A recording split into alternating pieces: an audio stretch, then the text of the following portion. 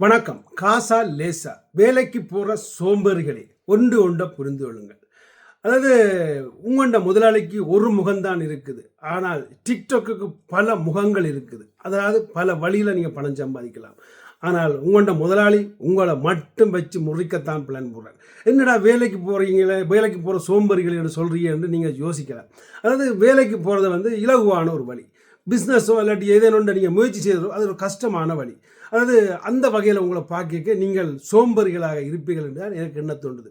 Okay, நாங்கள் இருந்துட்டு போகலாம், இல்லை நீங்கள் இருந்துட்டு போகலாம். அதாவது அந்தந்த குடும்பத்தில் அங்கங்கே பிறக்கிற பிள்ளைகள் தாய் தகப்பன் வழியிலேயே வளர பார்ப்பார்கள். ஸோ அவர்களாவது கொஞ்சம் திசை திரும்பணும் என்றதுக்காகத்தான் நான் ஒரு புது யூடியூப் சேனல் துவங்கியிருக்கிறேன். அதாவது தமிழ் ஐடியா மணி ட்ராவல், பணத்தை நோக்கி பயணம். இந்த பணத்தை நோக்கி பயணிக்கிறதுல பல விடயங்களை உங்களுக்கு அந்த வீடியோவில் காட்டித்தாரன். அந்த பல பல பல பல ஐடியாக்களை அந்த யூடியூப் சேனலில் உங்களுக்கு சொல்லித்தரேன். ஸோ இப்போவும் டிக்டாக்கில் ஒரு நாளைக்கு $10,000 உழைக்கக்கூடிய வழியை ஒரு வீடியோன்னு போட்டிருக்கேன். ஸோ தமிழ் ஐடியா மணி ட்ராவலை கிளிக் பண்ணி போய் பாருங்க. நன்றி, வணக்கம். முடிஞ்ச வரை ஷேர் பண்ணுங்க.